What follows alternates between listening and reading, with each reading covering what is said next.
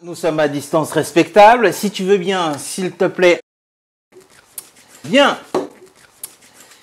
Ça va Bruno? Ça va royalement bien. Bienvenue, vous êtes dans la bulle de Bruno Lescure, patron de X-Mentor.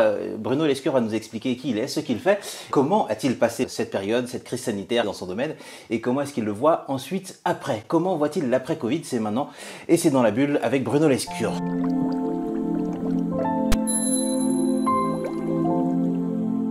Salut Bruno.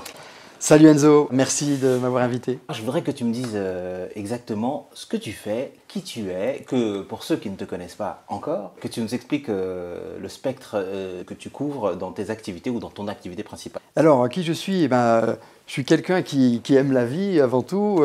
Dans la vie, j'ai eu une vie professionnelle de plus de 20 ans d'expérience dans la création, le développement, le redressement ou la fusion de business. Et ensuite, j'ai développé d'autres techniques, de méthodes de coaching, de neurosciences qui m'ont permis de compléter ce savoir-faire. Et désormais, j'ai créé X-Mentor pour justement redonner le pouvoir aux dirigeants qui sont stressés par le business. Et en ce moment, il y en a un petit peu.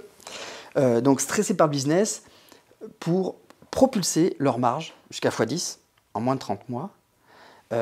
Et cela sans souffrir ni physiquement ni mentalement, et je dirais même se faire plaisir, prendre du temps et avoir plus de sérénité. C'est à la fois c'est faire mieux ou plus, mais en étant dans un état où tout est beaucoup plus simple, tout est beaucoup plus fluide, et donc finalement de rêver la vie qu'on veut vivre, quoi. Donc en moins de 30 mois, grâce à ce que tu nous proposes, on peut multiplier notre chiffre d'affaires par 10. Ça dépend effectivement d'où on part et de la situation, puisqu'il y a un programme qui va être dédié. Et effectivement, j'applique l'expérience que j'ai pu avoir. J'ai pu effectivement faire même x10 dans le passé en 2 ans, mais je m'inspire aussi des dernières techniques, méthodes des dirigeants à succès, donc en Europe et aux États-Unis. D'accord, donc toi tu accompagnes donc les dirigeants.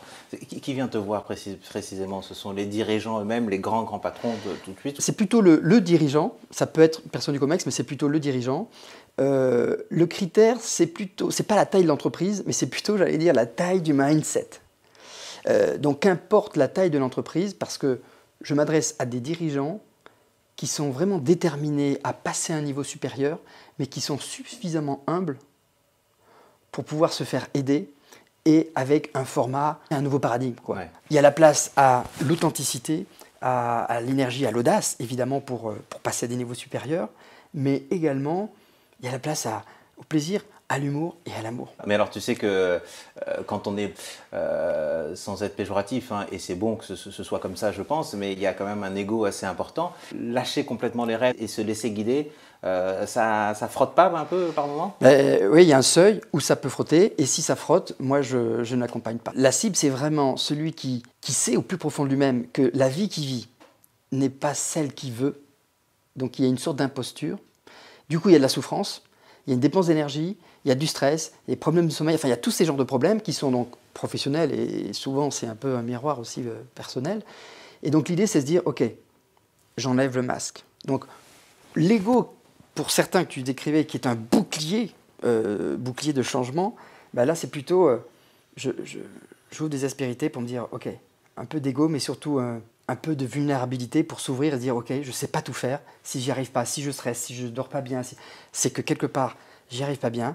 Et si quelqu'un, en toute confiance, un peu comme un associé qu'on rêverait avoir, qui serait vraiment à l'écoute, sans jugement, mais qui challenge, avec de l'audace, avec bienveillance. Et alors, concrètement, voilà. Ta méthode? La méthode, c'est que le principe, c'est d'abord, 80% de la réussite, c'est dans la préparation. Mais dans la préparation, c'est avant tout dans le mindset. Donc, c'est forger un mindset de gagnant. Mindset, l'état d'esprit. Ouais, le mindset, l'état d'esprit, le growth. C'est-à-dire, effectivement, faire péter les croyances qui nous bloquent.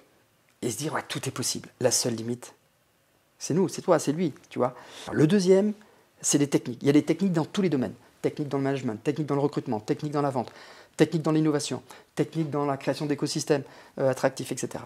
Donc technique, troisième aspect, il y a des outils qui permettent d'industrialiser, d'aller plus vite, d'être plus efficace. Et enfin, un coach, un mentor, quelqu'un qui va nous stimuler positivement pour donner le rythme, pour qu'il n'y ait pas des temps morts. Ok, très bien. Donc ça, c'est les techniques, les méthodes. Ouais. Et ensuite, il y a le format que j'ai voulu enrichir entre mon expérience finalement de réussite, même dans les pires situations, je l'enrichis avec des équipes d'experts qui ont le même mindset, la même envie, entre guillemets, la performance et l'amour inconditionnel de son client pour faire vivre des expériences dans ces différents domaines. Donc ça peut être effectivement dans le media training, ça peut être dans créer une conférence inspirante, ça peut être faire des événements qui font waouh, ou dans le business, etc. Donc immersion, ensuite des masterminds, des coachings hebdo. D'accord. Et toi, tu les accompagnes tous les jours, toutes les semaines 2 fois par semaine, avec un format qui est individuel, personnalisé, et un autre en mastermind, c'est-à-dire donc avec 7 dirigeants. Il y a cette intelligence collective, et on se rend compte que finalement tout le monde a des problèmes qui sont similaires, ce qui quelque part, ça fait aussi du bien, ça relativise, mais il y en a d'autres aussi qui ont des retours d'expérience à apporter. Donc il y a cette richesse, on est sur une lampe de lancement et ça propulse. Comment tu as vécu, toi, cette période de crise sanitaire? Plutôt bien. En fait, c'est une situation qui est certes difficile, mais encore une fois, la gestion d'émotions est un élément super important. C'est se dire, il y a une crise, dans chaque crise, il y a toujours une opportunité. En ce qui me concerne, j'avais un peu plus de temps, je pense, comme pas mal de personnes. Donc ce temps, je l'ai transformé. Donc cette crise qui m'a généré du coup un peu plus de temps, je l'ai transformé pour m'occuper davantage de moi, et notamment sur le plan de la santé. Donc je me suis mis à accélérer le sport. Je passais de 1 à 2 fois par semaine à tous les jours, un peu de sport. Ça, c'est juste génial, ça fait du bien. Le deuxième aspect, c'est que j'en ai profité pour prendre du recul aussi et se dire l'évolution avec le digital, ça va s'accélérer. Mais j'étais déjà en visio, je dirais à 80% du temps. Donc ça n'a pas été un impact important. J'étais déjà dans le move, mais j'en ai profité par ailleurs parce que la société, elle va évoluer, elle évolue. Ben, force est de constater qu'en marche forcée ou pas, on arrive à faire du business, du management à distance. Et là où on croyait que ce n'était pas possible, c'est possible. Comment tu vois, toi, l'after Covid? Moi, je pense sincèrement que l'after Covid va révéler, va amplifier ce qu'il y avait avant. C'est-à-dire qu'il va y avoir des dirigeants, des entreprises qui étaient en souffrance et qui vont être, je pense, terrassés. Et il va y avoir des dirigeants qui, eux, vont profiter de cette opportunité pour avoir un mindset de changement et se dire qu'est-ce que je peux changer, comment je peux changer moi, mon équipe, mon offre, mon business. Et donc de profiter de cette opportunité. Ce changement de comportement avec le distanciel va favoriser quelque chose d'accès extraordinaire, c'est qu'on va pouvoir recruter partout, quasiment en France ou dans le monde, alors qu'on était dans le modèle d'avant de l'ancien paradigme, où tout le monde était dans une entreprise avec des horaires. Et là, on va changer de modèle de management. Donc il y aura plus d'opportunités, il y aura plus de responsabilités, il y aura plus de liberté. Et je pense, moins de transport, moins de loyer, donc globalement, plus de bien-être et peut-être une meilleure santé financière. Donc au global, dans chaque crise, il y a toujours des opportunités. C'est le jeu de l'équilibre. Ok Bruno, pour terminer, je sais aussi que tu es président de B4Biz, qui est le club des dirigeants entrepreneurs de Paris-Ouest La Défense. Tu peux nous en parler?